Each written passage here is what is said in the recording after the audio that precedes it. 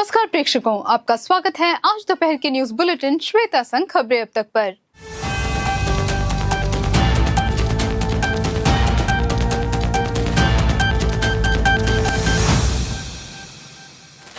SSLC plus 2 की परीक्षाएं हुई खत्म। उत्सव न मनाने का दावा शिक्षा विभाग से। किसी भी अनचाहे झगड़े से बचने के लिए शिक्षा विभाग ने स्कूल के प्रिंसिपल को निर्देश दिया कि अगर बच्चे परीक्षा के बाद कोई खतरनाक उत्सव आयोजित करते हैं तो वे पुलिस की सहायता ले। वाहनों का उपयोग करके प्रदर्शन करना सख्त वर्जित है। 10वीं और 12वीं बोर्ड की परीक्षाएं आज खत्म हुई। स्कूल परिसर पुलिस की निगरानी में थे।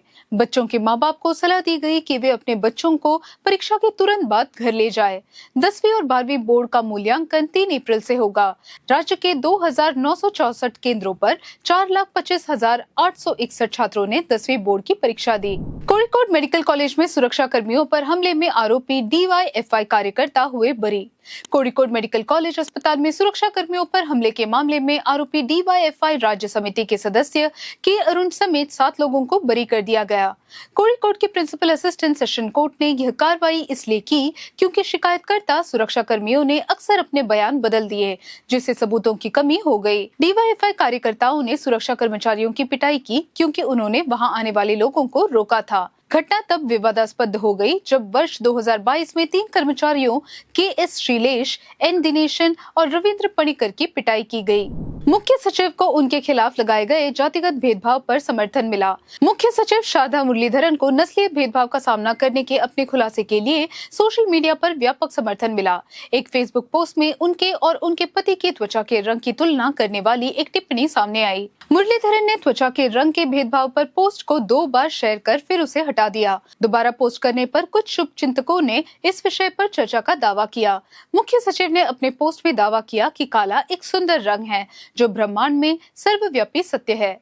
विपक्षी नेता वी.डी. सतीशन ने मुरलीधरन की टिप्पणी का समर्थन किया। माँ बाप अपने नशेड़ी बेटे को नहीं रखना चाहते, आश्रय मंदिर में शरण लेने की योजना। बेटे मोहम्मद ने पिता अब्दुल जलील को इसलिए चाकू घोंप दिया क्योंकि उन्होंने उसे नशा छोड़ने की सलाह दी थी। मां के मांस देने से मना करने पर मोहम्मद ने उनकी गर्दन पर चाकू भी रख दिया था। केरल के कुडंगलूर में रहने वाले माँ बाप दोनों ही अपने बेटे को अपने जीवन में नहीं रखना चाहते। नशे में धुत बेटे ने माँ बाप की पिटाई भी की। कोच्चि में दोस्तों के साथ पार्टी करके मोहम्मद नशे का आदी हो गया। मानसिक स्वास्थ्य केंद्र में इलाज कराने के बाद 1 महीने में उसे जेल से रिहा कर दिया गया। माँ बाप ने नशे के सभी रास्ते बंद करने की अपील की जो युवाओं को बर्बाद कर देते हैं। बेटे की जेल से बाहर आने से पहले वो आश्रय मंदिर में शरण लेना चाहते हैं। सत्ता से बाहर निकलो, गजा में हुआ हमास विरोधी प्रदर्शन। उत्तरी गजा में बेतलहिया में सैकड़ों लोगों ने हमास विरोध के सबसे बड़े प्रदर्शन में हिस्सा लिया और हमास को सत्ता से हटाने की मांग की। हमास ने प्रदर्शनकारियों को जबरन इधर उधर फैलाकर कई लोगों पर हमला किया। प्रदर्शनकारियों ने नारे लगाए, हमास बाहर निकलो। हमास ने दावा किया कि प्रदर्शनकारी देशद्रोही हैं। इसराइल के जवाबी हमले के बाद गजा में 50,000 से ज्यादा लोगों की मौत हो गई और भारी नुकसान हुआ। हमास द्वारा पकड़े गए दर्जनों लोगों को रिहा न किए जाने से इसराइल नाराज है। हमास के साथ युद्ध विराम समाप्त करने के बाद इसराइल ने फिर से युद्ध शुरू कर दिया और गजा में कई हवाई हमले किए।